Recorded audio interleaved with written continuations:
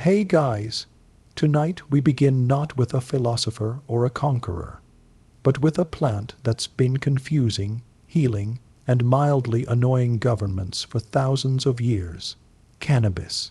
So, before you get comfortable, take a moment to like the video and subscribe. But only if you genuinely enjoy what I do here. And let me know in the comments where you're tuning in from and what time it is for you. It's always fascinating to see who's joining us from around the world. Now, dim the lights, maybe turn on a fan for that soft background hum. And let's ease into tonight's smoky little history together. We're in roughly 50 BC now, the Stone Age, emphasis on stone. Civilization is still in beta testing. People are inventing pottery, domesticating animals, and dying of things like standing near a mosquito. Somewhere in what's now Siberia, a forager probably tossed cannabis onto a campfire for warmth, took a deep breath, and forgot why they went outside in the first place. Archaeologists later found cannabis seeds in ancient burial sites, which means someone valued this plant enough to take it to the grave, literally. Either it was a sacred ritual or a prehistoric version of "don't bury me without my stash." Given human nature, probably both. At first, cannabis wasn't about good vibes or philosophical musings. It was about survival. The fibers made ropes and clothes. The seeds were edible, and the plant was basically nature's Swiss Army knife. You could sail with it, tie things with it, wear it, and if you accidentally smoked it, suddenly find the clouds hilarious. Imagine being one of the first humans to inhale it on purpose. No one to explain what's happening. No snacks, no Bob Marley. Just raw confusion and a deep conversation with a tree that isn't talking back. Early humans probably didn't think they were getting high. They thought the gods had upgraded their vision. And yet, from that accidental puff, the legend began. A plant that would one day travel the globe, inspire poetry, trigger paranoia, and fund entire reggae albums. All starting with some bored Neolithic farmer who wanted to see what would happen if he set fire to his crops. So before the word weed even existed, cannabis had already outsmarted us. It found the one species dumb enough to cultivate it, worship it, outlaw it, and smoke it, often in the same century. Humanity, meet your oldest love-hate relationship. Fast forward to 2700 BC, where China was inventing everything: paper, silk, bureaucracy, and apparently the world's first medical endorsement for getting high. Enter Emperor Shennong, known as the Divine Farmer, which sounds noble until you realize it means he spent most of his rain taste testing random plants to see which ones killed him. The man was basically the world's first drug trial with no control group. According to legend, Shen Nung discovered hundreds of herbs this way, including ginseng tea and, yes, cannabis. His book, The Pentisoking, reads like an ancient Yelp for plants. Good for pain, gout, rheumatism, and forgetfulness, which is impressive because cannabis probably caused the forgetfulness he was treating. To Shen Nung, weed wasn't a vice. It was medicine. The Chinese didn't roll it up or pass it around. They brewed it into tonics, ground it into powders, and probably called it something wise-sounding like wind in the bones elixir. It treated fevers, calmed nerves, and made people slightly too confident about their poetry. By this point, hemp was everywhere, spun into rope, woven into clothes, written on as paper. Entire towns were basically built out of cannabis. You could live your whole life surrounded by the same plant. Your clothes, your scrolls, your fishing nets, and if you were lucky, your mild painkiller. It was like living inside an eco-friendly bong. Doctors in ancient China took it seriously. They believed cannabis balanced the body's yin and yang, which is a polite way of saying it chills you out. It wasn't recreational yet, but let's be honest. Every civilization that says it's using something for spiritual healing usually ends up giggling at shadows. So, while the rest of the world was still inventing fire pits and bad decisions, China had already added cannabis to its pharmacy. Shennong might not have known what THC was, but he knew one thing. It made people stop complaining for a while. And in a world full of famine, floods, and Mongols warming up in the distance, that's what you'd call medical progress? While China was busy bottling cannabis into tonics and pretending it was strictly medicinal, their neighbors on the open grasslands of Central Asia had a simpler idea. Just burn it and breathe deeply.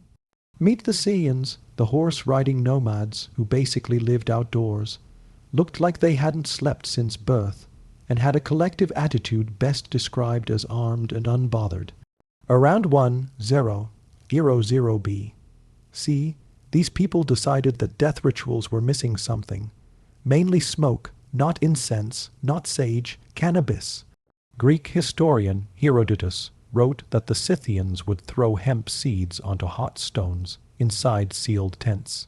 Within minutes, the place filled with thick aromatic clouds, and then, in his words, they would howl with pleasure, which is ancient Greek for someone's about to freestyle under the stars. This wasn't some small ritual puff either. They treated it like a full-body baptism in THC. Imagine 20 warriors, all covered in tattoos and fur, crawling into a tent with burning hemp and emerging spiritually reborn and slightly disoriented. The Sians didn't have a word for relaxation, but this was probably the closest they got. The smoke wasn't just for fun. It was sacred. It helped them commune with the spirits of the dead, ease grief, and let's be honest, make the afterlife sound like a pretty good deal. Archaeologists later uncovered golden bongs. Yes, literal gold buried in Sian tombs, still coated with traces of cannabis residue. That's right, these ancient warriors died the way they lived, stylish, mysterious, and slightly high. You can't buy that kind of historical commitment. Other cultures eventually copied the idea. From Persia to India, nomads and mystics alike began inhaling cannabis smoke during funerals, festivals, and philosophical debates. Because if you're going to question the meaning of life, it helps if the air itself is giving you ideas. So, while the Chinese were boiling their medicine and writing about balance, the Sians were perfecting the ancient art of the hot box. No fancy rituals, no incense, just fire, smoke, and an unspoken agreement. No one opens the tent flap until someone starts seeing gods. While the Scythians were hotboxing tents on the steppes, India decided to make cannabis holy, because if you're going to inhale smoke and see visions, you might as well make it sound respectable. By around 1500 B.C., cannabis had made its grand debut in the Arava Veda, one of the 4 sacred Hindu texts. It was listed as one of the 5 sacred plants said to be a gift from the gods, specifically Shiva, who according to legend discovered it under a celestial tree, took a few hits, and promptly entered a state of divine chill. From that day forward, Shiva was known as the Lord of Bang, which is arguably the coolest religious title in human history. Bang, by the way, wasn't smoked. It was drunk. Imagine a smoothie made of milk, spices, crushed cannabis leaves, and the vague promise of enlightenment. Priests, yogis, and festival-goers would sip it during ceremonies, praise the gods, and then forget what they were praising halfway through. It wasn't considered rebellious. It wasn't illegal. It was sacred. In temples, cannabis was used to purify the spirit. In villages, it was used to tolerate your relatives. It was medicine, meditation, and mild escape, all in one convenient leaf. Festivals like Mahashivaratri became full-on divine parties where worshippers stayed up all night, singing hymns, dancing, and drinking bang, until they could practically see the universe vibrating. If enlightenment had a recipe, it was probably this: 1 part devotion, 1 part weed, and 1 unfortunate hangover the next morning. And while other civilizations treated cannabis as a ritual tool or trade good, India gave it a personality, playful, spiritual, and stubbornly human. It wasn't just a plant.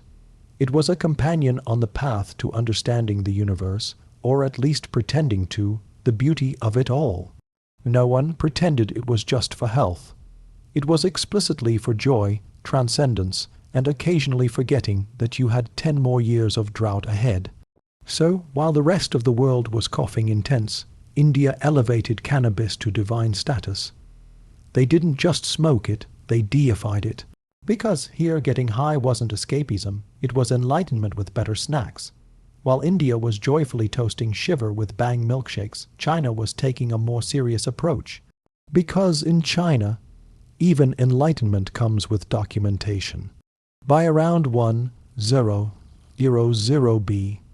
BC, cannabis had already made its way into Taoist ritual life, which was basically a mix of meditation, alchemy, and doing weird things in caves to become immortal. Taoist monks believed that burning cannabis incense helped them communicate with spirits and see the future, which, if you've ever tried it, probably looked amazing for the first 10 minutes and terrifying for the next 2 hours.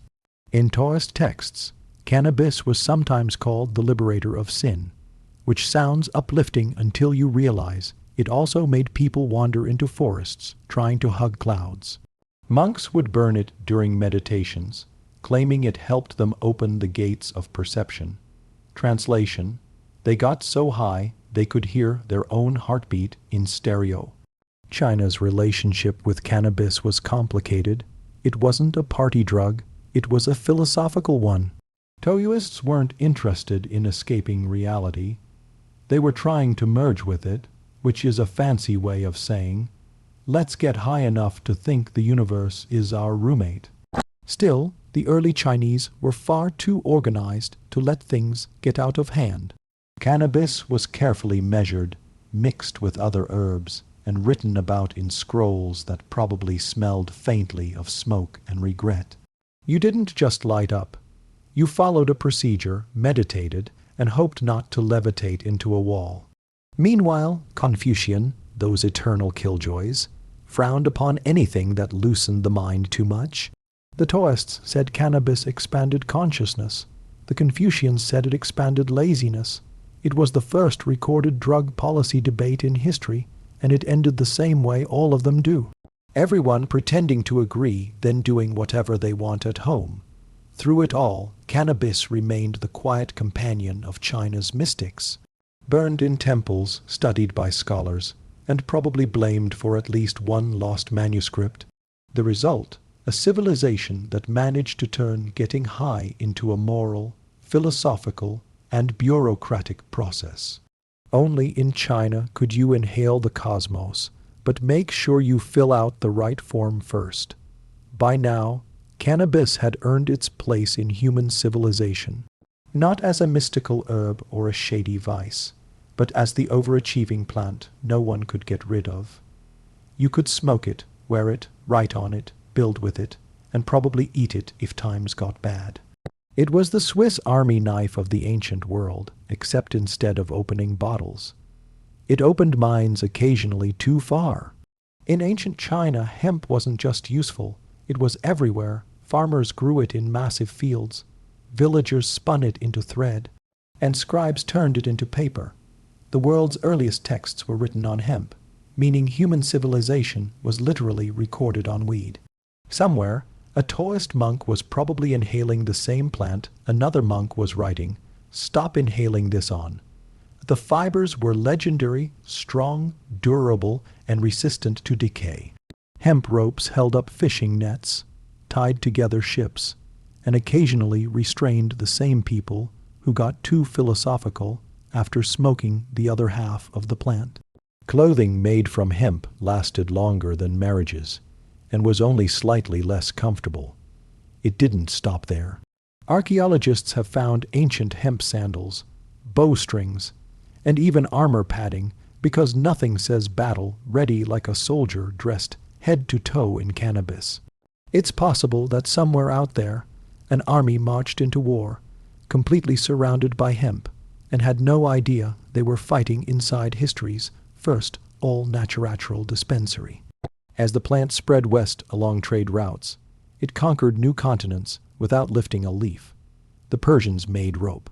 The Egyptians brewed it into ointments, and the Greeks naturally argued about its moral implications over wine. Everyone used it, everyone needed it, and everyone pretended it wasn't slightly suspicious how cheerful their weavers looked all the time. Hemp had become the quiet empire builder. It didn't need swords or soldiers. It simply offered strength, flexibility, and a faintly herbal smell that lingered for centuries. While kings fought over gold, hemp just sat in the corner, waiting for humanity to remember it existed. And eventually they would, not for rope, not for scrolls, but for smoke. The era of practical use was over. The age of recreational enlightenment was just beginning. By the time cannabis drifted into ancient Persia, it had already been medicine, rope, and incense. The Persians looked at this miraculous plant, and being Persians, decided it should probably teach them something about the universe. Because in this part of the world, even getting high came with a reading list. The Assyrians were the first to use it regularly, calling it konubu, which sounds suspiciously like the word cannabis because it is. They burned it in temples not for fun, but for divine insight, which is ancient priest code for we're about to smell colors. When it reached the Persians proper, cannabis quickly found a home among Zoroastrian mystics who already had fire altars, cosmic dualism, and existential dread. All they were missing was a good mood enhancer. They believed the smoke carried prayers to the heavens, which, to be fair, it did, along with a few brain cells. Then came the philosophers.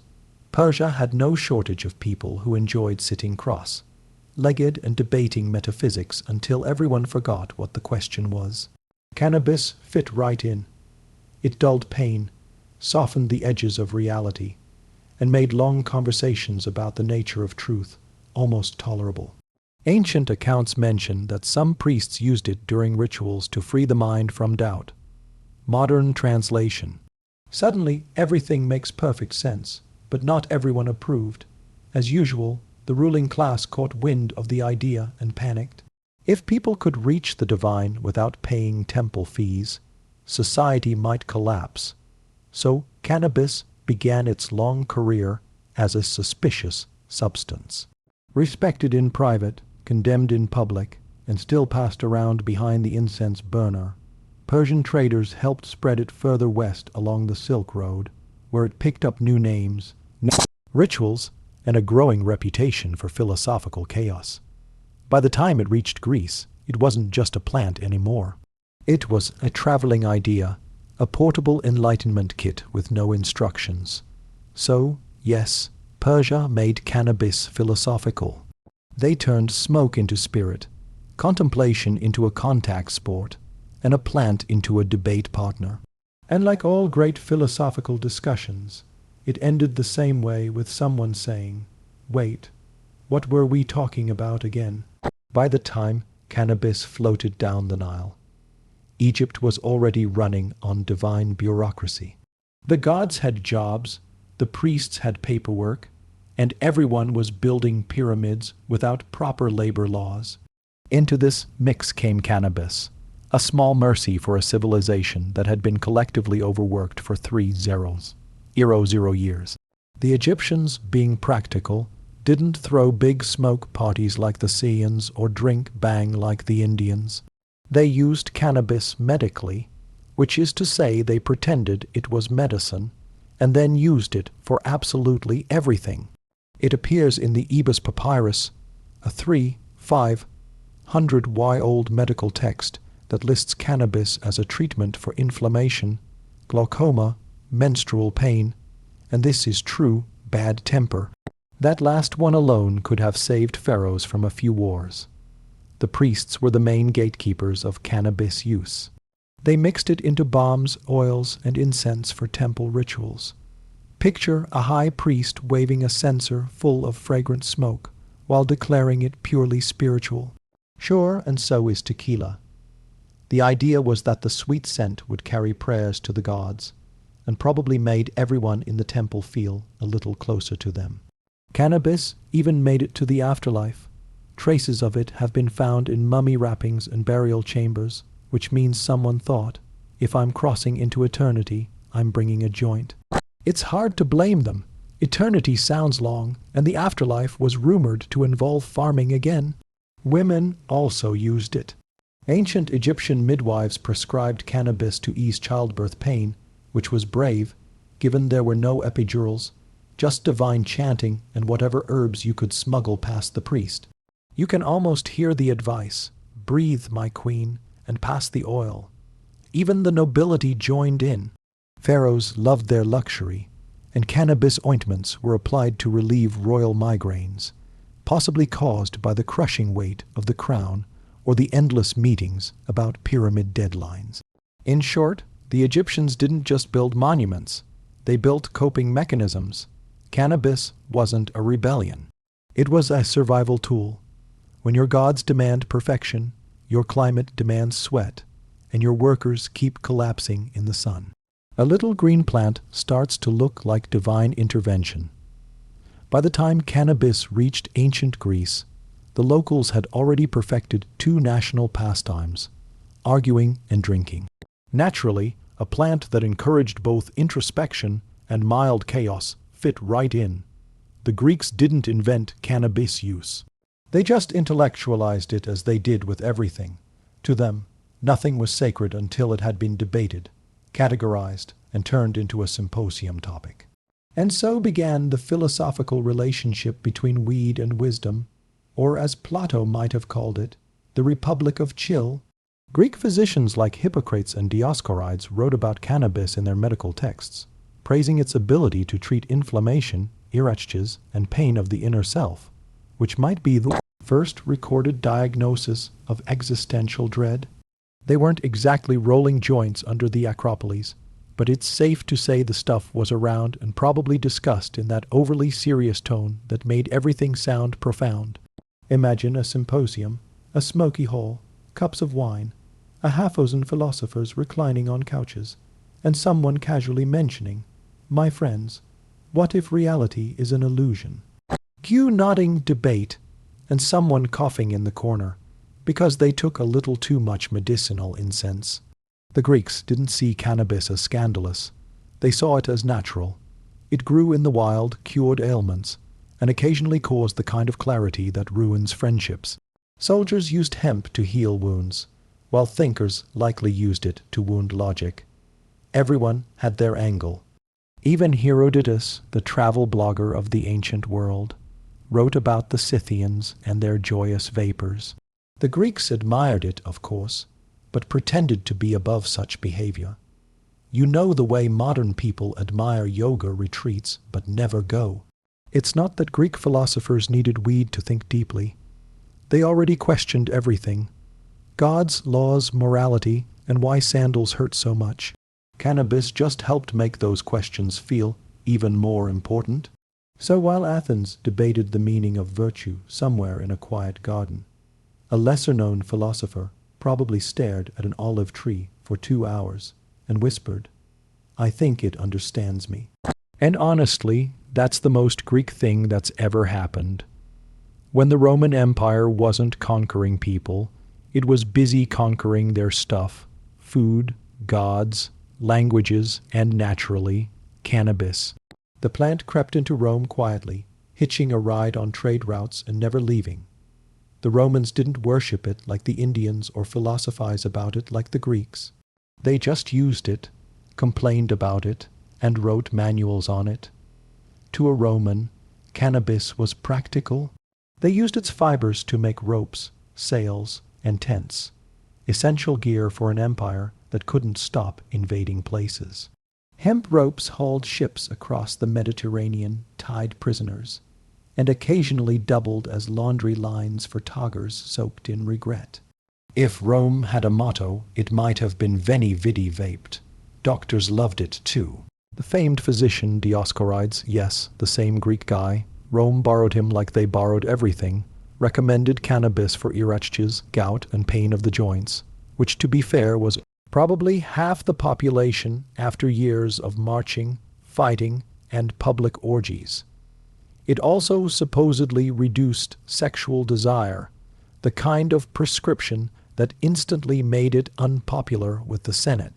Meanwhile, Roman women used cannabis-infused oils for beauty treatments, claiming it softened the skin and eased female complaints. Given the quality of Roman plumbing and diet, that's probably the nicest thing their bodies experienced all year. But don't imagine marble statue stoners lounging around the forum. For Romans, intoxication was a moral issue. Wine was civilized, hashish, suspicious. Anything that made you too happy without taxation was a problem. So while hemp was everywhere, actually smoking, it was reserved for foreigners, mystics, and that one uncle who never shut up about the stars. Still, it spread through the empire like gossip at a bathhouse. Roman soldiers carried hemp seeds to distant provinces, unknowingly turning half of Europe into potential farmland for the world's most versatile weed. From Britain to North Africa, cannabis took root quietly, stubbornly, like every idea Rome tried to suppress. So, while emperors toasted with wine and philosophers debated virtue, humble hemp was holding the empire together, literally. Sails, scrolls, ropes, and remedies. All courtesy of a plant no one wanted to admit they secretly respected. Rome may have fallen, but cannabis didn't. It simply waited, patient and green, for the next empire to take credit for discovering it. By the time the Silk Road hit its golden age, cannabis had achieved something every empire dreamed of. Total globalization without a single battle. No armies, no conquests, just chill merchants spreading good vibes and better hemp. Picture it, a caravan winding through the deserts of Central Asia. Camels groaning, traders sweating, spices perfuming the air, and somewhere in the back, a sack of cannabis seeds labeled for medicinal purposes. It was the ancient world's version of a carry, on excuse. Along these routes, the plant became a shapeshifter. In China, it was medicine and paper. In India, it was sacred. In Persia, it was wisdom in smoke form. And by the time it reached the Middle East and Africa, it was hashish, portable, potent, and infinitely more fun than religion allowed. Merchants didn't just sell silk and spices. They sold culture. Every trade stop became a swap meet for ideas, stories, and the occasional cloud of aromatic smoke. You could hear Sanskrit hymns blending with Persian poetry, while someone in the corner accidentally invented hotboxing again. The assassins of Alamat, a secretive sect of hashish users in Persia, gained fame along the route. According to chroniclers, mostly biased, nervous Europeans, they smoked hashish before carrying out political assassinations. The truth is murkier. They probably just enjoyed the stuff and were good at stabbing. Still, the legend stuck, and hashin eventually morphed into our modern word, assassin. A linguistic masterpiece born from paranoia and bad PR. Further west, Arab physicians explored cannabis in medical texts, calling it both a cure for melancholy and a threat to discipline, which frankly still describes it perfectly. As for the traders themselves, they discovered an essential truth of business. People will always pay extra for anything that makes them forget they're on a camel for 9 months. The Silk Road turned cannabis into the first truly multicultural plant. It crossed languages, religions, and moral codes. And everyone pretended they were only using it for healing. Whether you were a monk in China, a merchant in Samarkand, or a mystic in Cairo, the smell was the same. Smoke, dust, and mild enlightenment. Cannabis had gone viral, and there was no logging off. By the time the Islamic Golden Age rolled around, cannabis had become the polite guest nobody admitted to inviting, but everyone let stay. From Baghdad to Cairo, it wafted quietly through mosques, palaces, and poetry circles. Never mentioned too loudly, but always there. The early Islamic world was a cultural powerhouse. Algebra, astronomy, medicine, philosophy, and a plant that made all of those things just a little more interesting. Scholars like Avicenna and Al-Razi wrote about cannabis in their medical works, describing it as useful for pain, digestion, and calming of the spirit, which is medieval code for take one and stop. Arguing about theology for 5 minutes, but Islam had a complicated relationship with intoxication. The Quran forbade alcohol, fair enough, but didn't say much about weed. That left room for interpretation. And wherever interpretation exists, humans immediately find a loophole. Thus, the rise of hashish, the original gray area of divine law, the Sufi mystics embraced it fully. These were the spiritual poets and dancers of Islam, the ones spinning in circles and claiming union with God through music, prayer, and occasionally substances that made God seem unusually chatty. For Sufis, cannabis wasn't a vice, it was a bridge, a fragrant, slightly giggly bridge to the divine. Meanwhile, the religious establishment frowned. Hashishdoms popped up from Egypt to Persia, filled with scholars, merchants, and people who were definitely supposed to be somewhere else. Authorities called it a moral plague. Preachers condemned it as the herb of idleness. And yet, every crackdown failed, mostly because the enforcers also needed to confiscate large amounts of evidence for personal testing. By the 13th century, hashish had become the era's open secret. Poets praised it, rulers banned it, doctors prescribed it, and beggars smoked it. Everyone had an opinion, and half of them forgot what it was mid-sentence. So while Europe was busy burning witches and bathing occasionally, the Islamic world was debating whether cannabis brought you closer to God or just closer to a nap. Either way, the result was the same: a civilization at the peak of its creativity, and possibly a little high while getting there. Somewhere in the tangled mountains of 11th century Persia, cannabis got its first real PR problem. The legend begins with a secretive sect called the Nazari Ismailis, who built fortified castles, annoyed empires, and occasionally removed political rivals in creative ways.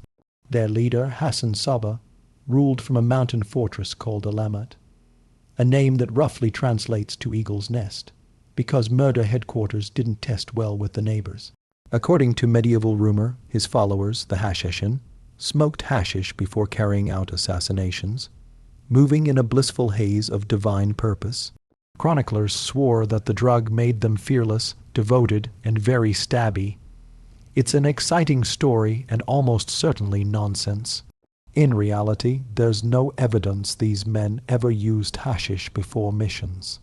The myth was probably cooked up by their enemies, who needed a good excuse for why an elite team of mountain zealots kept outsmarting entire empires. Blaming the drugs was easier than admitting the other side just had better planning. They're not geniuses, they're high, became the medieval version of damage control. But the story spread faster than a rumor at a crusader camp. European knights returned home whispering tales of Eastern killers intoxicated by strange herbs. The word Hashashin mutated through languages until it became assassin.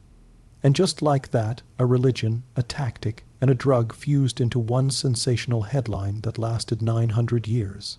Ironically, the Nasari Isles were scholars, engineers, and diplomats more than anything else. They built libraries, negotiated treaties, and only killed people when absolutely necessary, which admittedly was still quite often. The idea that they got high before missions probably came from the same chroniclers who believed dragons lived in Ethiopia. Still, the damage was done. Hashish was forever linked with shadowy violence, even though the real connection was medieval gossip and a chronic lack of fact-checking. So, next time someone says assassin, remember it started as an overblown rumor about a group of bookish Persians who may or may not have enjoyed herbal incense. The myth survived, the castles fell, and cannabis gained a new reputation. From sacred plant to suspicious substance, and humanity, as usual, learned absolutely nothing from it. By the time cannabis drifted into medieval Europe, the continent had already developed a refined system for handling new ideas. Fear them, ban them, then quietly use them anyway. Hemp had been around for centuries as rope, oil, and fabric. No one thought twice about it. But the moment someone decided to light it up instead of spin it, the church got involved. To be fair, medieval Europe wasn't exactly in a mood for experimentation. Between crusades, famines, and the occasional plague wiping out a third of the population, people were barely holding it together. The church controlled everything: law, medicine, and your odds of eternal happiness, and it wasn't thrilled about substances that made peasants giggle during sermons. Still, cannabis slipped through the cracks. Monks grew hemp in monastery gardens to make parchment and prayer ropes, all while writing moral condemnations of sinful herbs. It's safe to assume at least one monk tried the product and had a profound spiritual moment involving a candle flame and 37 Gregorian chants. By the 13th century, doctors and apothecaries were quietly prescribing cannabis oil for pain, fever, and what they delicately called female complaints. It worked, which made it suspicious. Anything that cured suffering without divine intervention raised eyebrows and usually torches. The church preferred its miracles to come from heaven, not from someone's backyard. Meanwhile, travelers returning from the Crusades brought stories of Hashistons in the East. Dark rooms full of relaxed people who weren't killing each other. Naturally, Europe found this horrifying. Chroniclers described Saris who smoke madness into their souls. Translation: they looked happy, which was clearly evil. Before long, cannabis joined the growing list of things the church disapproved of. Pagan rituals, heresy, women reading, and now good moods. Officially, it was labeled a devil's herb. Unofficially, it was still being used by midwives, herbalists, and anyone with chronic back pain and a realistic view of God's priorities. So Europe managed to take a versatile, harmless plant and turn it into a moral crisis, a skill it still hasn't lost. Hemp stayed legal as long as it behaved, but the moment it hinted at pleasure, it was excommunicated. Thus began Europe's longest-standing tradition, being both terrified of and dependent on the same thing. By the late Middle Ages, cannabis had done what most humans couldn't: survived everything. Empires rose and fell. Languages changed. Entire civilizations burned. And yet, the same scrappy green plant just kept growing wherever people were stressed and soil existed. Europe used hemp for everything: ropes, sails, paper, and clothing. The age of exploration was basically powered by weed. Not the fun kind, but the kind that held up ships. Columbus wouldn't have made it to the New World without hemp rigging, hemp corking, and probably hemp underwear. So, yes, in a way, cannabis accidentally discovered America. Still, its reputation remained divided. To the working class, it was a practical crop. To doctors, it was medicine. To the church, it was one more thing to blame for moral decay. Every group needed it, hated it, or both, which is more or less the story of civilization. By the Renaissance, scientists were dissecting everything from corpses to philosophy, and cannabis quietly snuck back into medicine cabinets. Apothecaries sold it for pain, seizures, and sleeplessness. Poets hinted at it in verse.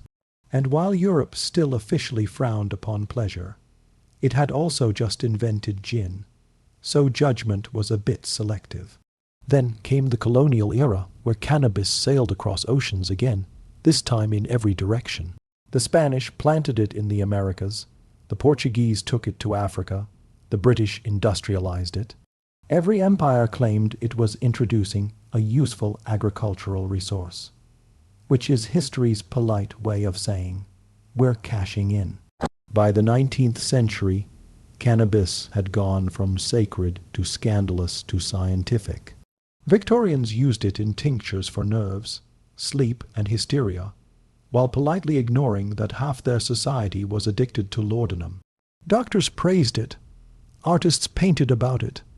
Then, as always, governments panicked and outlawed it, because nothing frightens authority like people being relaxed. And yet here we are thousands of years later, still debating the same plant, a plant that outlived pharaohs, philosophers, popes, and prohibition. It built ships, healed wounds, started myths, and occasionally made people stare at wallpaper for hours. Humanity keeps trying to control cannabis, but somehow it always slips through our fingers. One puff, one poem, one perfectly rolled piece of history at a time. Rome, 1480. A city so drenched in sin that even the angels were rumored to carry handkerchiefs over their noses. Into this perfumed cesspool of power and corruption was born Lucrezia Borgia, daughter of Cardinal Rodrigo Borgia, the man who would later become Pope Alexander VI. From the moment she drew her first breath, Lucrezia wasn't so much a child as she was a political pawn in human form.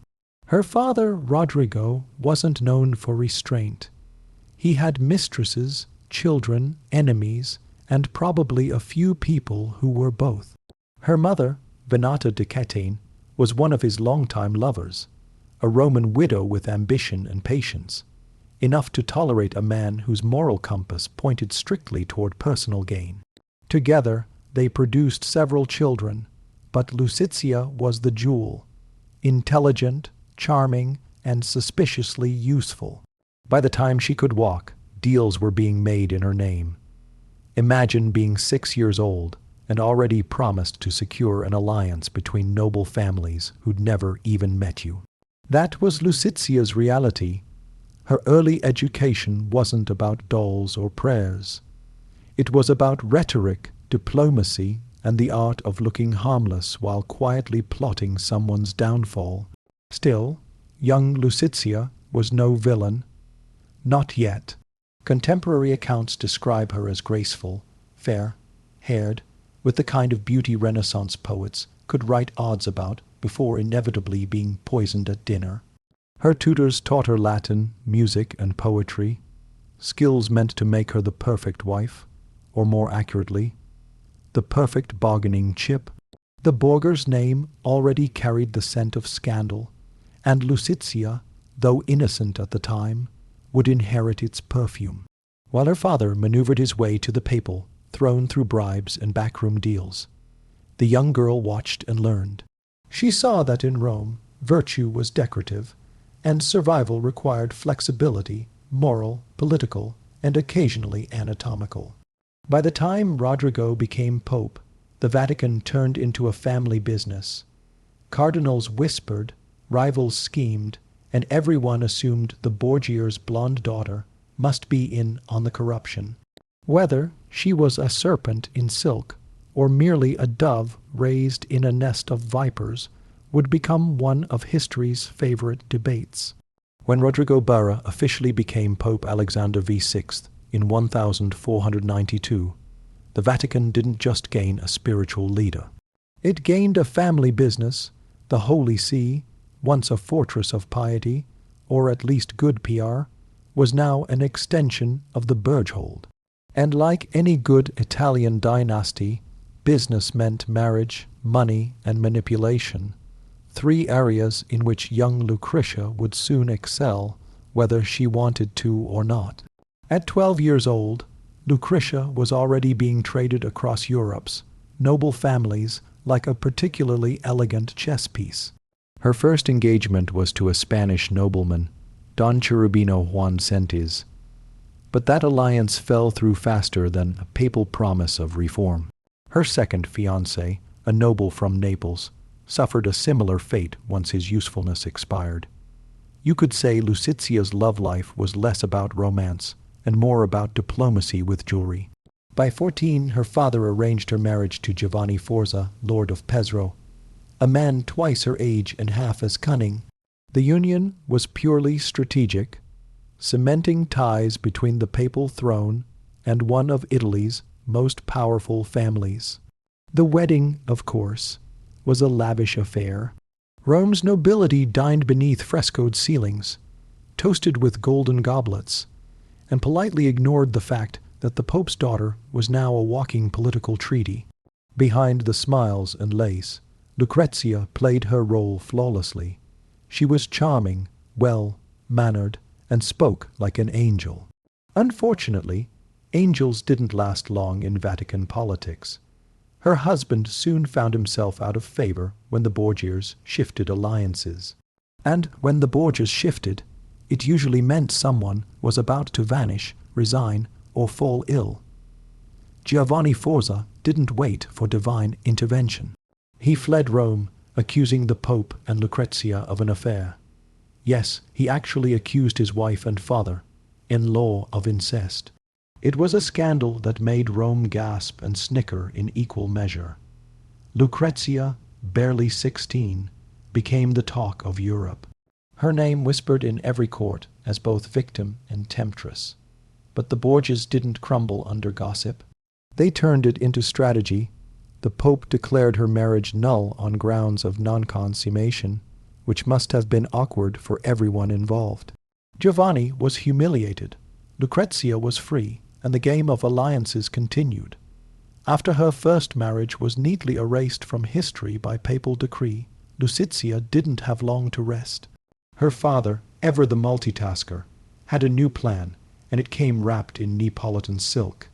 Her next groom would be Alonso of Aragon, a handsome young prince and the illegitimate son of the King of Naples. The match promised stability for the Papal States, and more importantly, a useful alliance in the endless Italian power shuffle. Lucrezia, now 17, seemed genuinely happy for once. Alonso was close to her age, reportedly kind and easy on the eyes. A refreshing change after Giovanni Forza, whose only talent had been paranoia. The pair had a son, Rodrigo, named after her father, because who doesn't want to remind everyone of the family brand at every possible occasion? For a brief and shining moment, the Borgias looked almost respectable. But respectability doesn't sell in Renaissance Rome. Political winds shifted faster than morality, and soon the alliance with Naples soured. Her brother, Cesare Borgia, charming, brilliant, and occasionally homicidal, decided that Alonso was suddenly inconvenient. In Buia speak, that meant doomed. One summer evening in 1500, assassins attacked Alfonso on the steps of St. Peter's Basilica. He survived the first attempt, a miracle, really. But while recovering in his chambers, someone strangled him. Eyewitnesses claimed Cesare's men did it. Others whispered that Lucia herself had held the pillow. The truth, as with most Borgia stories, was probably somewhere between horror and rumor. Lucrezia reportedly wept bitterly, and it's hard to say whether her tears were for love lost or power slipping away. The Vatican spun a tale of bandits, but no one believed it. Rome's gossip mills ran hot. The Pope's daughter, the poisoner, the Black Widow of the Tiber. Whether or not she was guilty, her reputation was sealed tighter than a confessional door. Yet, rather than collapse, Lucrezia adapted. She learned the fine art of appearing fragile while quietly surviving everyone who crossed her. She retreated to convents for reflection, or as cynics claimed, to wait out public outrage. By 18, she had already been married twice, widowed once, and accused of more crimes than most cardinals. But the game wasn't over. The next marriage would not just secure her family's power. It would transform her from papal pawn to duchess. In 1502, at the age of 22, Lucrezia Buia became the Duchess of Ferrara, and for once, not everyone was horrified. Her marriage to Alfonso d'Este, heir to the powerful Este family, was less a romantic leap and more a desperate political calculation. The Borgias needed respectability after a decade of blood, rumors, and accidental deaths. Ferrara, on the other hand, needed papal favor and a hefty dowry. In short, everyone held their noses and smiled. When Lucrezia arrived in Ferrara, she brought with her wagons of gold, fine fabrics, servants, musicians, and a reputation so toxic it could wilt the city's roses. The Este, renowned for its refinement, didn't know what to make of her. Couriers whispered that she carried poison in her rings, that her perfume was laced with arsenic, and that kissing her hand might be fatal. One poet even wrote that her smile contained both heaven and hell. He wasn't wrong. It was Renaissance Italy after all. But to their surprise, Lucizia didn't come to destroy Ferrara. She came to rebuild herself. Instead of scandal, she offered culture. She turned the court into a glittering center of art and music, hosting poets, scholars, and philosophers. Even Niccolò Machiavelli, who wasn't easily impressed, spoke of her political grace. For a woman whose name had become a curse, Lucre's reinvention bordered on miraculous. Her marriage to Alonso wasn't particularly affectionate. He was more interested in cannons than conversation, but it was stable. He valued her intellect and trusted her to manage affairs while he was away. She became the duchy's unofficial diplomat, negotiating between feuding powers and writing letters that dripped with tact and charm. Still, ghosts from Rome lingered. Her father, Pope Alexander VI, died in 1503, supposedly after a bad batch of poisoned wine meant for someone else. Cesare Borgia's empire crumbled soon after. Overnight, the Borgia name went from untouchable to unmentionable. Lucrezia, ever pragmatic, quietly distanced herself from her infamous past. In Ferrara, she was no longer the Pope's daughter or the alleged poisoner. She was the Duchess, elegant, composed, and determined to outlive the legends that haunted her. And for a time she succeeded. The serpent of Rome had shed her skin, and what emerged was a woman of astonishing poise.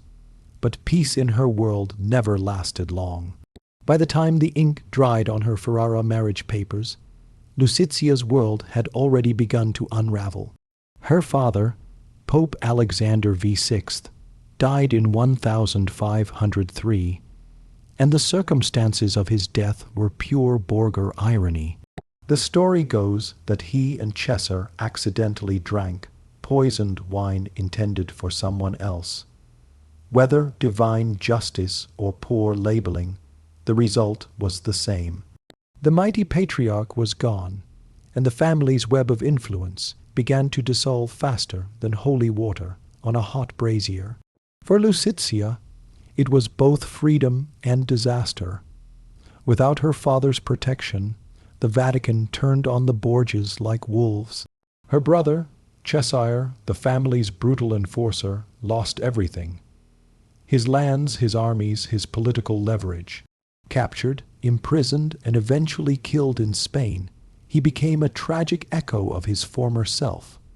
The man who once made princes tremble now bled out on a roadside at 31. Fall of the Borgia, years left Lucrezia stranded in a sea of enemies. In Rome, her name was synonymous with sin. In Ferrara, it was still a polite scandal. The courtiers whispered about her family's downfall, the poisonings, the incest, all the familiar bedtime stories of the Renaissance. Yet, she didn't flinch. If anything, she became quieter, colder, more calculating. In letters to allies, Lucizia wrote with a tone of melancholy grace, describing herself as a woman of misfortune. It was a careful choice of words. She never denied her past. She simply outlived it.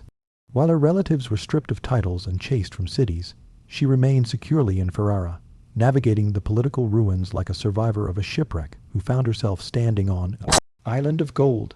Her husband, Alfonso, initially wary of his infamous bride, began to rely on her more. She handled correspondence, managed estates, and entertained ambassadors with a level of refinement that made her indispensable.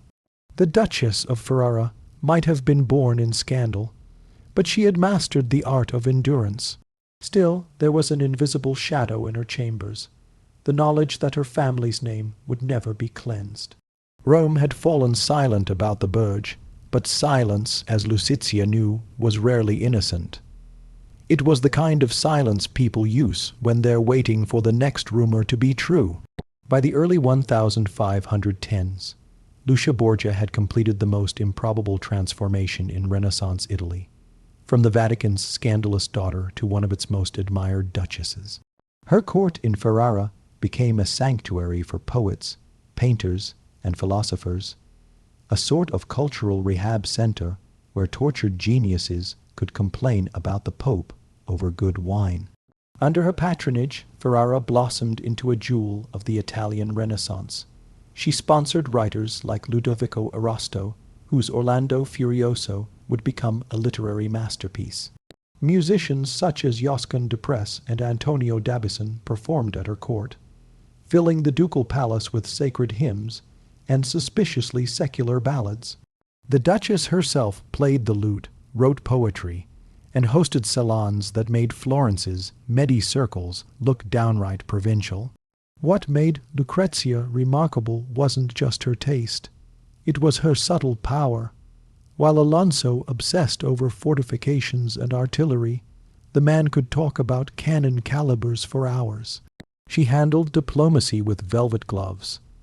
Ambassadors from France, Spain, and Venice wrote of her intelligence and charm, often adding with thinly veiled awe that she seemed nothing like her family.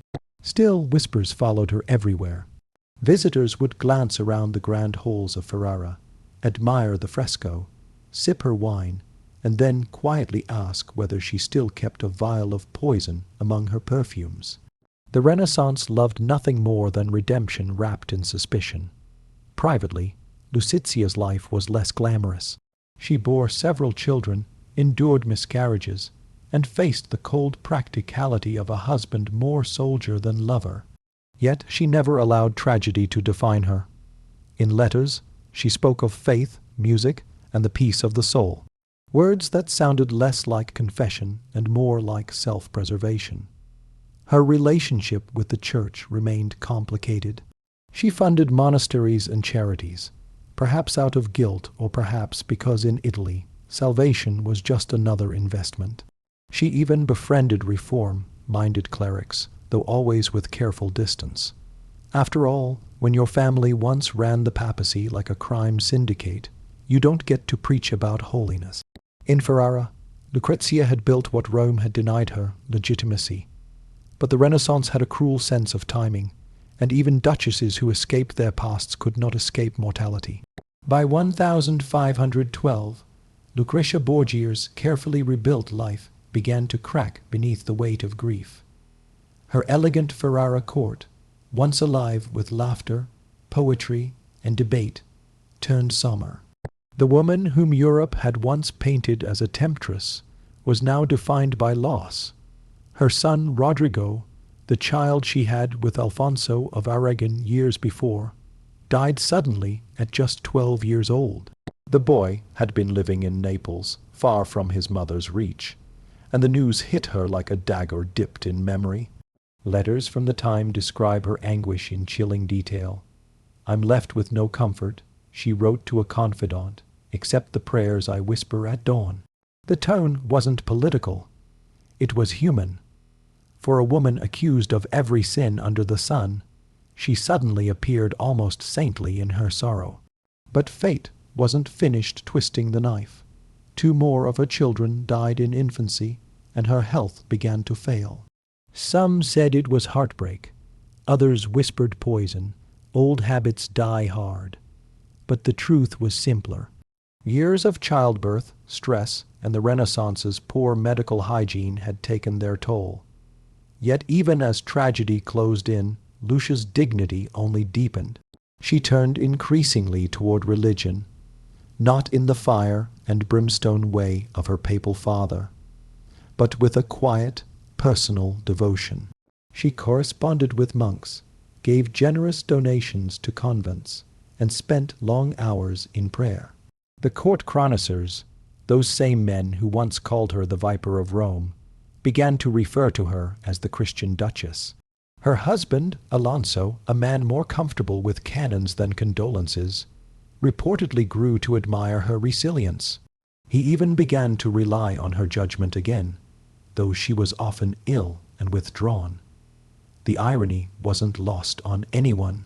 The woman once accused of scheming through poison and lust now represented piety and composure. To outsiders, it looked like redemption. To Lucicia, perhaps it felt more like exhaustion. The games of politics, the deaths, the whispers, all of it had burned through her spirit. But she wasn't done yet. Her final years would prove that even in frailty, she could still command the stage. And this time, there would be no need for masks or intrigue, just a quiet reckoning with the legend she had become. By 1518, Lucrezia Borgia was no longer the glittering duchess who had once enchanted Ferrara's salons. She had become something quieter, softer, yet still magnetic.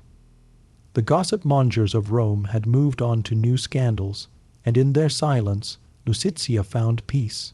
Her days revolved around her children, her faith, and the daily rituals of a court that no longer required her to prove herself. Her eldest surviving son, Erlet, was being groomed as the next Duke of Ferrara. She adored him, writing letters filled with gentle advice and a touch of fatalism, as though she knew time was short. Her husband, Alonso, still occupied himself with politics and fortifications, but their marriage had settled into a kind of quiet partnership. Whatever love once flickered between them had evolved into something sturdier, mutual respect, or perhaps shared endurance.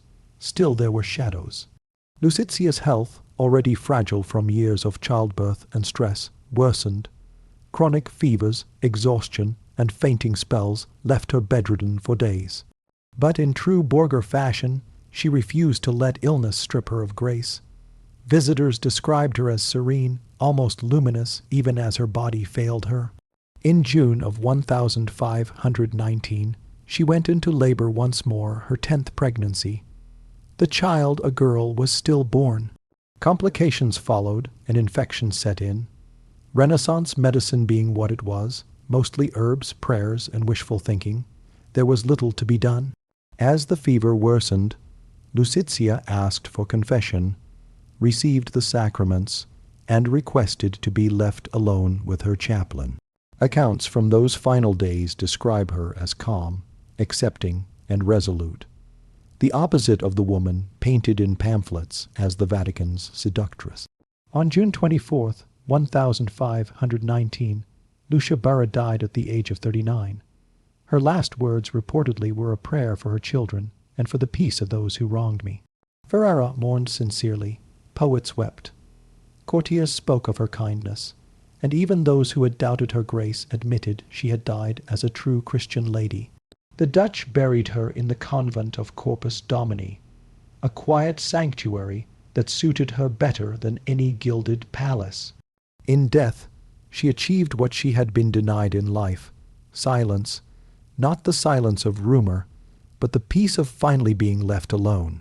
Death didn't end Lucrezia Borgia's story. It made it immortal. Within months of her passing, the pamphlets, poems, and chronicles of Europe went to work, reshaping her life into myth. To some, she was the perfect Renaissance monster, the Pope's daughter who dabbled in poison, lust, and intrigue. To others, she was the innocent pawn, a woman trapped in a web spun by men far more ruthless than she. The truth, as always with the Borgias, was both and neither. Writers of later centuries adored her contradictions. Victor Hugo painted her as the deadly femme fatale of his 1833 play Lucrece Borgia. Dynasty turned that same myth into an opera, letting her voice soar through areas of guilt and vengeance. Painters portrayed her with golden hair and cold eyes, one hand clutching a goblet, the other resting on a skull, half Madonna, half executioner. Even Machiavelli, who had met her brother, Cesare, hinted that her political finesse made her as formidable as any prince. Yet those who read her surviving letters found something different. A woman who spoke tenderly of her children, who worried about convent accounts, who prayed daily, and who signed her name, your most devoted Lucicia. There was no venom, no seduction, only intelligence and melancholy. Her legend survived because she embodied the Renaissance contradiction itself. Beauty and corruption, grace and ambition, sanctity and sin. She lived in an age where men poisoned cities and called it diplomacy, but because she was a woman, her every smile became suspicion. The same world that forgave popes for murder never forgave Lucrezia for surviving it. Centuries later, historians began to reclaim her humanity. Modern scholarship sees her not as the she-devil of Rome, but as a political survivor born into an impossible family. She played her role because she had no choice, and played it well enough to leave a legacy that still captures imaginations 500 years later. In the end, Lucrezia Borgia became exactly what history loves most, a riddle with perfect handwriting. Whether she was saint or serpent depends on who tells the tale, but one thing is certain. Few women ever danced so gracefully on the knife's edge between damnation and immortality. And even in death, the world kept whispering her name. At the heart of ancient Rome, between the Aventine and Palatine hills, stood a monument to chaos and glory, the Circus Maximus. It wasn't just an arena. It was Rome's beating heart, pulsing with dust, danger, and divine madness. On race days, half the city poured in. Over 200 zero people packed shoulder to shoulder, shouting, sweating, and praying that their favorite team wouldn't crash before the first turn. From a distance, the circus looked like a sun-bleached colossus, stretching nearly 600 m long. Inside, it was pure frenzy. Senators reclined under silk awnings, their rings glittering in the light. Commoners cheered from the stone terraces, waving scraps of colored cloth, red, blue, green, or white, the banners of their beloved racing factions. They lived them, bled for them, and sometimes died because of them. For Rome, it wasn't gambling. It was destiny, just with worse odds. In the age before marble statues and imperial cults stole the spotlight, charioteers were the true celebrities of Rome. These men, lean, sunburned, and usually one crash away from oblivion, wielded fame greater than generals. Their portraits hung in taverns, their names were carved into walls, and their fans screamed louder than the legions. Gas Apelles Diocles became the Michael Jordan of the Circus Maximus. He raced for 24 years, switching factions like modern athletes switch teams for better contracts. By the end of his career, he'd won nearly 500 races and earned a fortune so immense that he could have fed all of Rome for a year, or at least thrown the most expensive dinner party in history. Then there was Scorpus, the golden boy of the greens, young, dashing, and almost too fast for his own good. He won 2-0 races before dying in a crash at just 26. The crowd wept as though Jupiter himself had fallen from the sky. His tombstone still reads, "I carried off the victory palm 1,000 times, but I was cheated of my youth." These men weren't noble, but the Romans didn't care. The public adored them because they defied everything Rome's rigid society stood for. A slave could rise higher than a senator if he could handle the reins. Freedmen, foreigners, even those born into poverty became idols. Sheer daring, it was the most democratic form of worship the empire ever knew, and with fame came indulgence. Successful drivers lived like kings, expensive villas, servants, lovers, and more wine. Then a Bacchic feast. The factions guarded them like prized war horses, offering bribes, bodyguards, and sometimes poison to keep rivals away. There were fan clubs, groupies, and jealous street gangs. When a driver changed teams, riots could erupt, as if Julius Caesar himself had switched sides mid-battle. They were adored and hated in equal measure, praised for their skill, cursed for their arrogance, immortalized in mosaics and graffiti. For Rome's masses, these men embodied everything thrilling and terrible about their world: glory, danger, and the promise that anyone, no matter how lowborn, could touch immortality. In a city of emperors, it was the charioteers who made the people truly roar. To the untrained eye, the Circus Maximus looked like a racetrack. To anyone who lived in Rome, it was the most powerful political arena in the empire. The roar of the crowd wasn't just about horses. It was about loyalty, ideology, and control. Emperors knew this all too well. A happy mob was a quiet mob, and the fastest way to keep them quiet was with bread and circuses. Panem et sense. Politicians sponsored races to buy favor. The bigger the games, the more generous the host appeared. New emperors often opened their reign with extravagant races, showering coins into the stands as if sprinkling holy water. The crowd roared not only for speed, but for gratitude, temporary, fleeting but enough to keep daggers out of imperial backs. The factions themselves were miniature political parties, each with its own patrons in the Senate and the palace. The blues often represented the conservative elite, the establishment class, the kind who toasted Jupiter before raising taxes. The greens drew support from merchants and the working poor, always restless, always louder. This rivalry occasionally turned deadly. Faction riots erupted in the streets, tearing apart neighborhoods and temples alike. Even the emperors took sides. Domitian supported the greens. Caligula adored the blues so passionately that he once dined in their stables. Nero, ever the performer, declared himself charioteer of all factions, though conveniently he always won.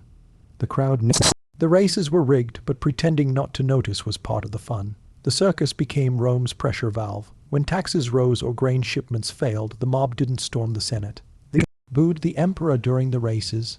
Those boos mattered. One poorly received spectacle could spark uprisings. Emperor Justinian learned this centuries later in Constantinople, when faction riots at the Hippodrome nearly destroyed the city.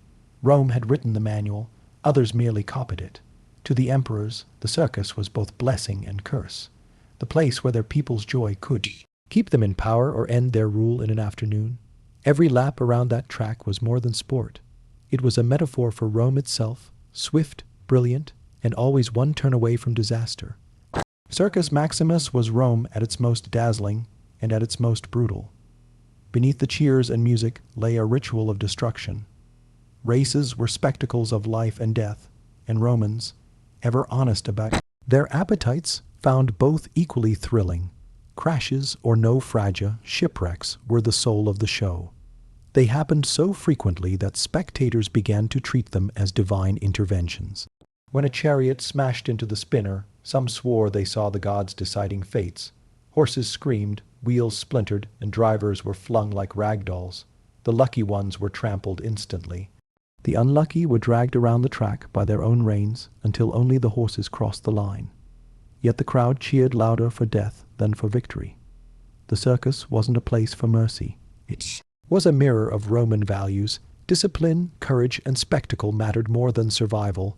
When a driver crashed, the audience would rise as one, shouting his name, honoring him not as a victim, but as a hero who gave everything to the race.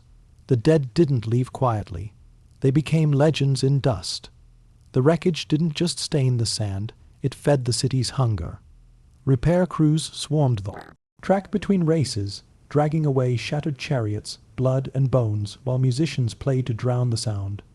Moments later, the next race began, and the crowd was ecstatic again, as though last tragedy had never happened. For all its violence, the circus wasn't chaos. It was controlled madness. The Romans prided themselves on order, even in brutality. Engineers maintained precise timing of laps. Priests blessed the spinner before each event, and the emperor watched from his gilded box to ensure the gods and the masses were appeased. It was this balance of danger and decorum that made the circus immortal. The people didn't just want entertainment, they wanted transcendence, that fleeting sense of being part of something larger, louder, and bloodier than themselves. And when the dust finally settled after the last race, the smell of sweat, wine, and crushed flowers hung over the stands, the scent of Rome's greatest addiction.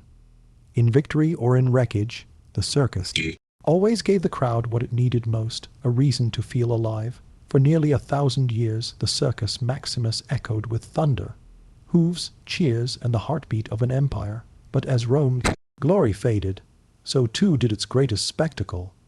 The end didn't come in one dramatic crash. It came quietly, like a dying ember flickering out in the dust it once ignited. By the 4th century, the old Gods had fallen out of favor. Christianity swept through the empire, bringing with it a disdain for pagan bloodlust. Bishops called the races sinful distractions. Yet even then, the people resisted. The circus had become more than religion or ritual. It was tradition, identity, and memory. For generations who had nothing left to worship, the roar of the crowd was the last sound of Rome. They still felt divine, but the empire's coffers grew thin, and so did its patience. The massive upkeep of the circus, its horses, drivers, and prizes, became too expensive to maintain. The factions, once rich with imperial sponsorship, began to crumble. Without steady funding, the stables emptied, the chariots broke down, and the once proud banners of red, blue, green, and white faded into silence. The Gothic wars and foreign invasions sealed its fate.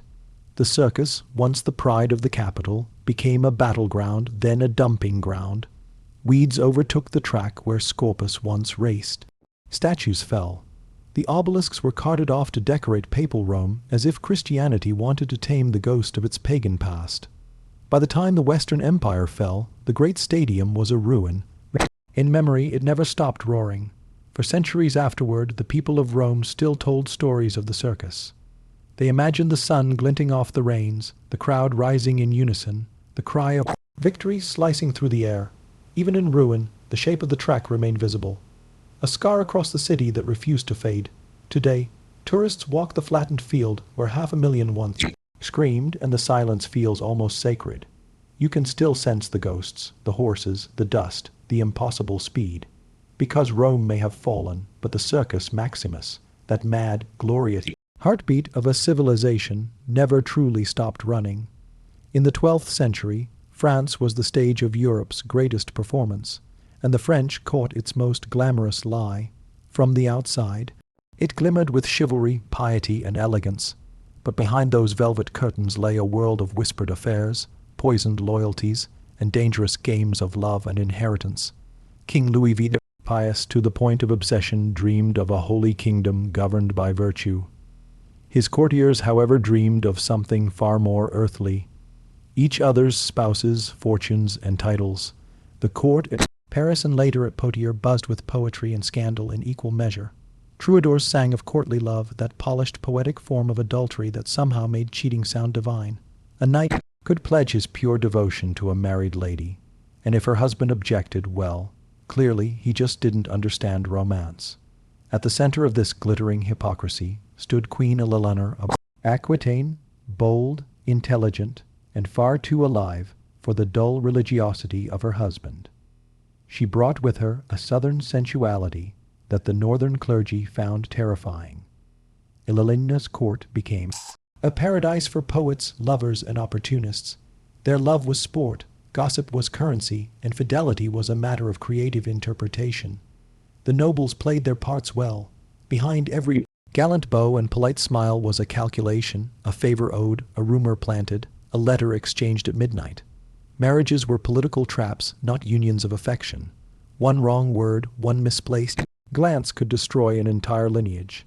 The court's moral theater stretched from the halls of Paris to the great duchies of Champagne and Aquitaine. In these glittering chambers, where minstrels recited verses about unattainable love, real women and men risked their lives to make those verses true. Affairs weren't just acts of passion. They were acts of defiance, a rebellion against arranged marriages and rigid hierarchies. But the 12th century court was a dangerous stage. Behind the lace and Latin poetry, there were spies, priests who confessed secrets to bishops, servants who overheard, lovers and nobles who weaponized rumor as efficiently as any sword. In this kingdom dressed in silk, every kiss was political, and every act of love could be the start of a war. If France had a heartbeat in the 12th century, it pulsed through Eleanor of Aquitaine. Born into one of Europe's wealthiest duchies, she was everything the medieval world pretended women weren't supposed to be: brilliant, seductive, and dangerously independent. When she married Louis VI of France, the match was supposed to unite piety and power. Instead, it created one of the most combustible pairings in royal history. Louis was devout, cautious, and utterly humorless. the kind of man who would apologize to God before enjoying dinner. Elena, by contrast, was raised in Aquitaine, a land of poetry, music, and open flirtation. She found Louis Vuitton's court stifling, his priests exhausting, and his obsession with confession particularly inconvenient for her ambitions. The Queen's charisma drew poets, knights, and even crusaders into her orbit. She wasn't just a consort, she was the cultural engine of France, but admiration easily turned to rumor. During the Second Crusade, Eleanor accompanied her husband to the Holy Land, and tongues wagged across Europe. Chronicles whispered that she spent more time in the company of her handsome uncle, Raymond of Poyer, than with her husband. Whether true or not, it was the sort of story that burned reputations faster than torches through parchment. When the royal couple returned to France, the marriage was a corpse wearing a crown. Louis, humiliated and convinced of divine punishment, sought annulment. Elena, meanwhile, didn't mourn. She strategized. Within weeks, she secured a marriage to Henry of Anjou, soon to become Henry Roman II of England. It was one of the boldest political moves in medieval history. The woman who had been Queen of France now became Queen of England and brought half of southwestern France with her. Paris was scandalized. Bishops condemned her immodest haste. Nobles whispered that no woman could change kings so easily without witchcraft. But Eleanor didn't need witchcraft, only intelligence and timing. She had turned personal humiliation into geopolitical triumph. With her departure, the French court lost its brightest flame. But in England, Elena's story and her appetite for intrigue was just beginning. The scandalous queen had merely changed kingdoms, not her nature. And soon, her influence would shake Europe again. When Eleanor of Aquitaine married Henry of Anjou, soon to be Henry Roman II of England, Europe held its breath and then immediately started gossiping. The union united England, Normandy, and Aquitaine into one vast empire. But it also joined two of the most combustible personalities of the Middle Ages. Henry was brilliant, restless, and explosively temperamental. Elena was equally intelligent and twice as proud. Together, they were magnificent and utterly disastrous. At first, their marriage burned bright. Henry admired her wit and experience, and Eleanor enjoyed finally having a husband who wasn't terrified of her. Their court became a theater of intellect and ambition. Diplomats marveled at their power. Troubadours sang of their beauty, and enemies trembled at their combined influence. But in a court where words were weapons, affection quickly turned into rivalry. Henry's appetite for control was legendary. He managed his lands, his clergy, his barons, and disastrously his wife. As though all were extensions of his crown, Elena, accustomed to ruling in her own right as Duchess of Aquitaine, chafed at being reduced to a royal ornament. She retreated to her beloved Poyer, where she surrounded herself with poets and philosophers, but behind the verses and dances, rebellion brewed. Rumors swirled through both courts. Henry kept mistresses, some noble, some not. Eleanor, wounded but defiant, began corresponding with discontented nobles, and most dangerously with her sons. Their letters, written in careful code, spoke of honor, inheritance, and justice. Polite medieval words for revolt. Turning point came when Henry's relationship with Rosamund Clifford, his longtime mistress, became public. Chroniclers later embroidered the story with jealousy and poison, claiming Elena hunted Rosamund through a labyrinth with a dagger in hand. While likely apocryphal, it captured the truth in spirit. Elena's humiliation was not something she would forgive. By the time she reached her 50s, the queen, who had once charmed Europe, now stood at the center of a family civil war. Her sons, Richard, Geoffrey, and Henry the young king, rose against their father with Elena's quiet blessing.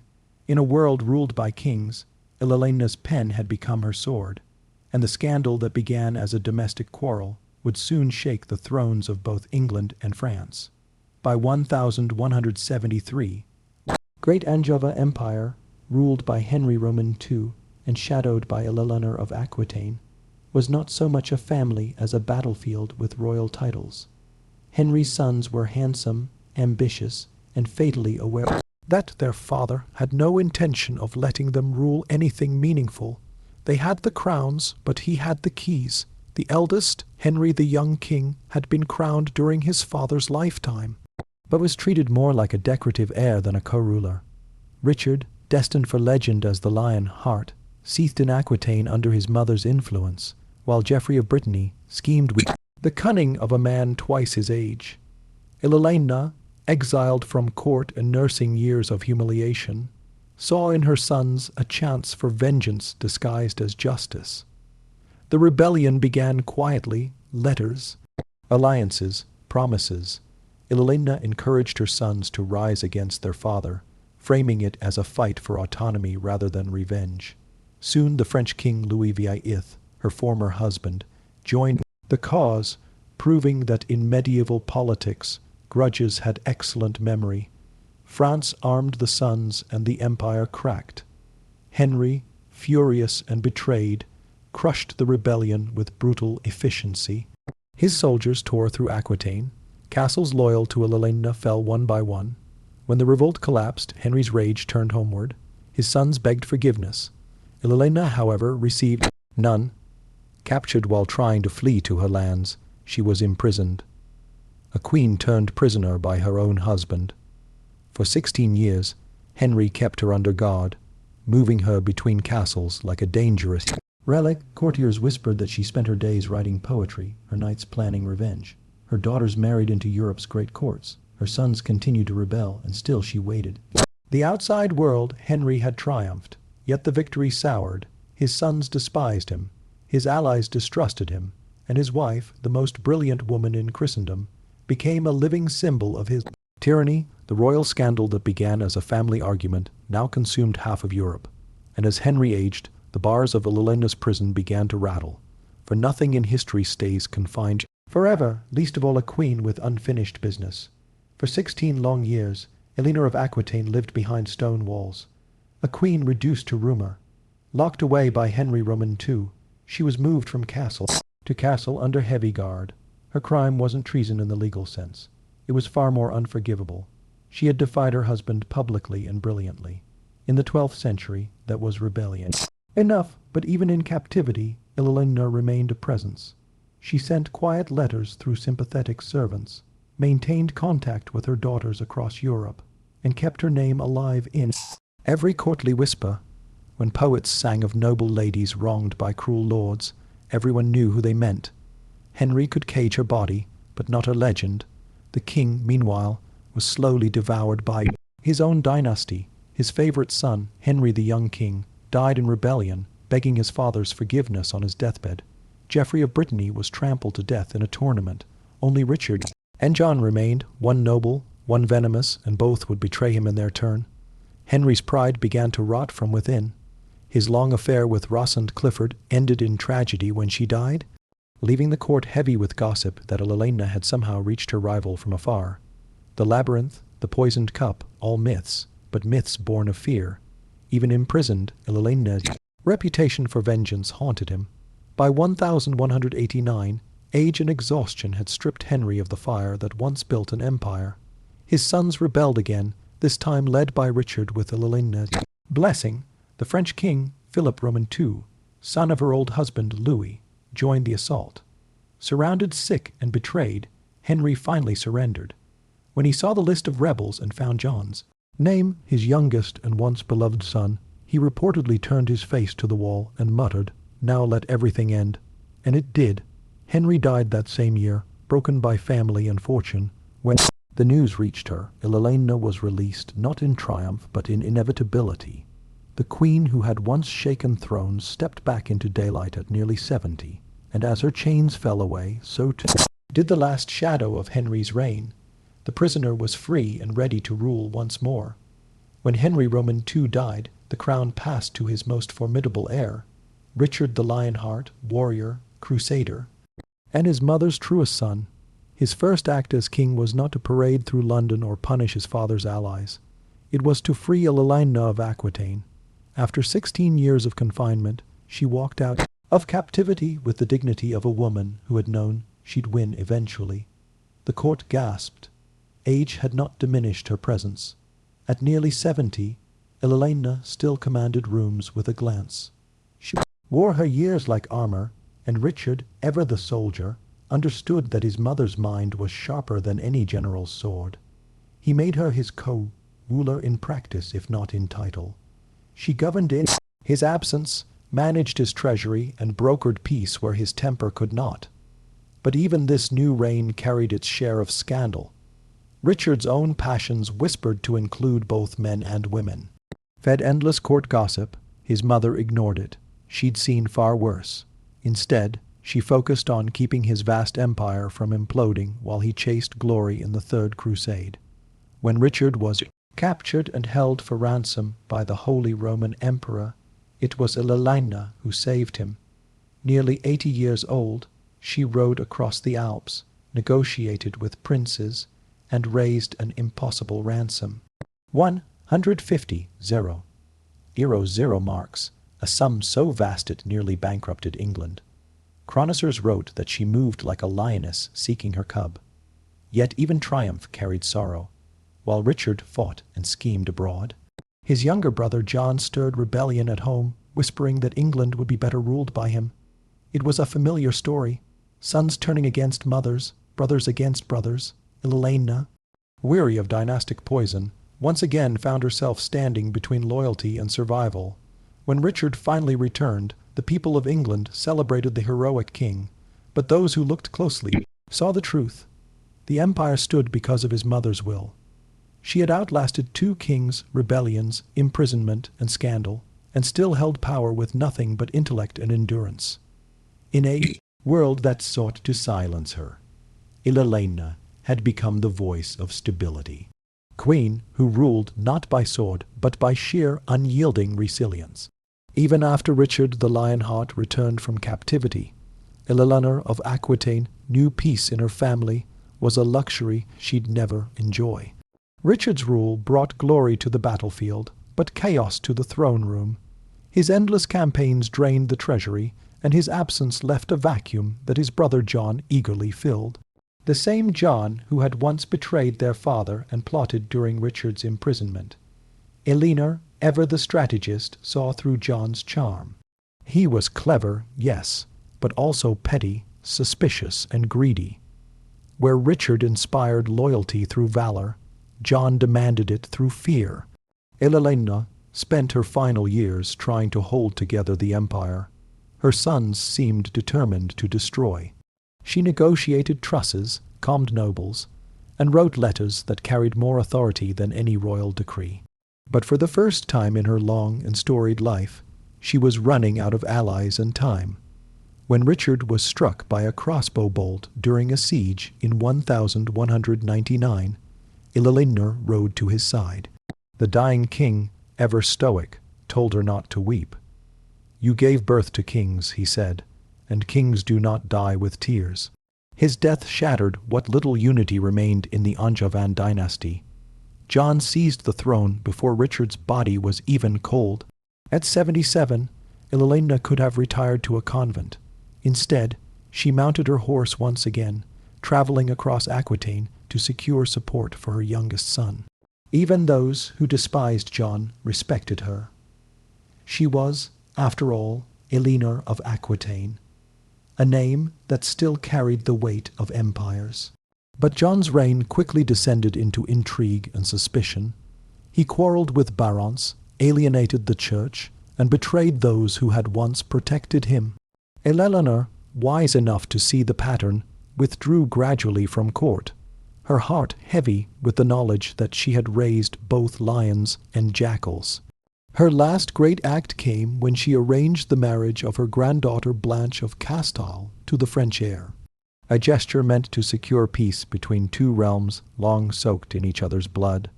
The old queen had spent her life amid betrayal, scandal, and war. But in her twilight, she achieved something her kings never could, a fragile, fleeting peace, and for Elena, that was victory enough. By the dawn of the 13th century, Eleanor of Aquitaine had outlived nearly everyone who had ever tried to control her. 2 kings, several lovers, countless enemies, all gone. She remained a relic of an age she had shaped with her wit and willpower. At almost 80, she was both revered and feared, a living legend whose very name could silence a room. From her residence at Font of Road Abbey, Ilelinna ruled not from a throne, but from correspondence. Her letters moved armies, negotiated treaties, and reconciled estranged nobles. Kings and bishops still sought her counsel, knowing that age had not dulled her instincts. Chroniclers called her a woman whose heart was never conquered. Though she had spent her entire life surrounded by men who tried, yet the whispers never ceased. To the church she remained suspect, too worldly, too intelligent, too proud. To the poets she was the embodiment of courtly love, the muse who had made adultery poetic and scandal fashionable. To her descendants she was a reminder that royal blood often came with a taste for chaos. Her lineage would define Europe for centuries. Through her sons and daughters, she became the ancestor of kings of England, France, and Castile. The great wars that would later tear these kingdoms apart, including the 100 Years' War, could trace their roots back to her dynastic web. Even in death, Ilelinna ensured that Europe would never forget her. But it wasn't just her political legacy that endured. She had changed the role of queenship itself. Before her, royal women were pawns. After her, they were players. Ilelinna's life had redefined what it meant to be powerful and female in a world ruled by swords and sermons. She ruled through influence, through charm, through intellect, a subtler form of conquest that outlasted every empire her husbands built. In 1204, Ilelinna passed away peacefully at Font of Roe, where she was buried beside Henry Roman II and Richard the Lion Heart. Two men who had loved her, defied her, and